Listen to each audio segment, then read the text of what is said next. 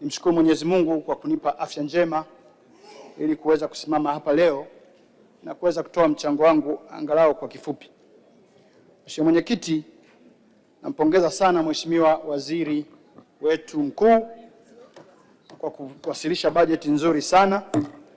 Bajeti ambayo inatoa mwelekeo wa utendaji wa serikali, lakini sio utendaji tu, lakini na makadirio ya matumizi na mapato kwa kipindi cha 2026-2027.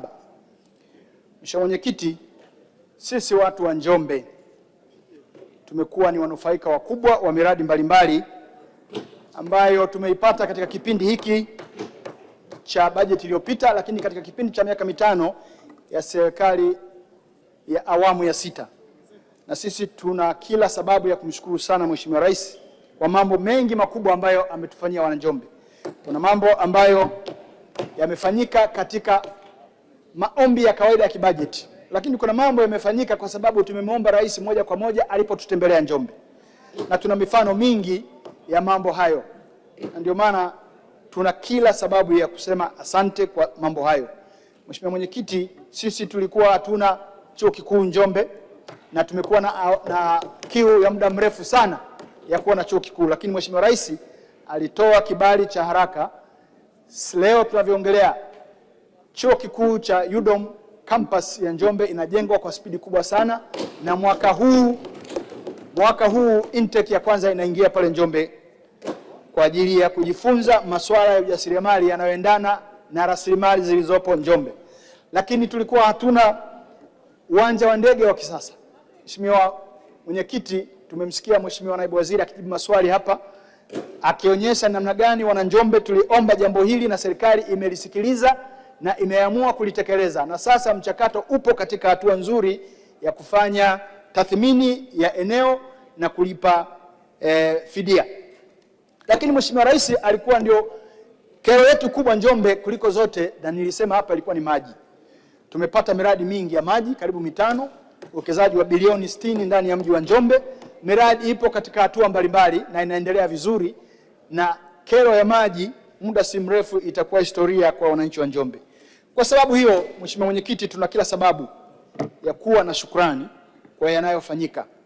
Mheshimiwa Mwenyekiti, pamoja na hayo yote, lakini bado tuna changamoto ambazo tunaendelea kuzipitia na Wananjombe wangependa kuzisikia mbunge wao waliyemchagua akiziongelea katika ukumbi huu wa Bunge. Mheshimiwa Mwenyekiti, Wananjombe, Njombe ni mkoa wa kiuchumi na wengi wanalifahamu hilo, waliotembelea Njombe wanafahamu hilo.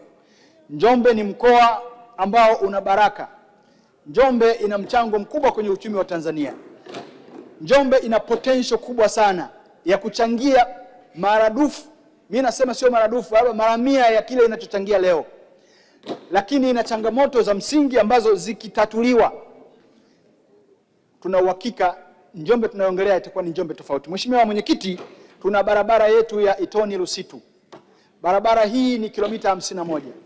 Barabara hii tunaendelea kumshukuru Mheshimiwa Rais kwa sababu yeye alipokuja katika barabara 14 za kwanza alizosaini ili ziingie kwenye mchakato wa manunuzi, barabara ya Itoni Lusitu ilikuwemo bilioni 95, ukiongeza na VAT ni kama bilioni 110. Mheshimiwa Mwenyekiti, kwa masikitiko barabara hii imejengwa kwanza kwa furaha. Mkandarasi amekuwa site, ameijenga kwa kipindi cha mwaka mmoja kutengeneza tuta na kazi inaendelea. Lakini kwa kipindi cha miaka 2 barabara hii imesimama.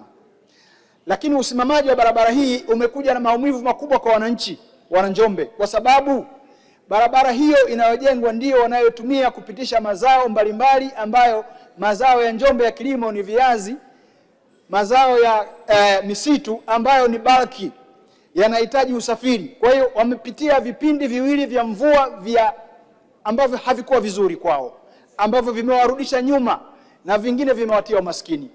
Tunaiomba sana serikali ili tilie maanani swala la barabara Itoni. Lakini niseme barabara hii ndio inayokwenda kwenye migodi ya Liganga na Mchuchuma. Huwezi kuongea Liganga na Mchuchuma bila kuongelea barabara ya Itoni Lusitu.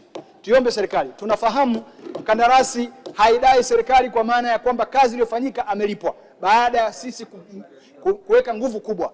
Lakini tunachosema Tunaomba itakapoanza ujenzi baada ya hizi mvua kuisha, tunaomba barabara hii isisimame tena, kwa sababu ni barabara kubwa ya kipaumbele, ni barabara ya kiuchumi, ni barabara inayofungua Liganga na Mchuchuma.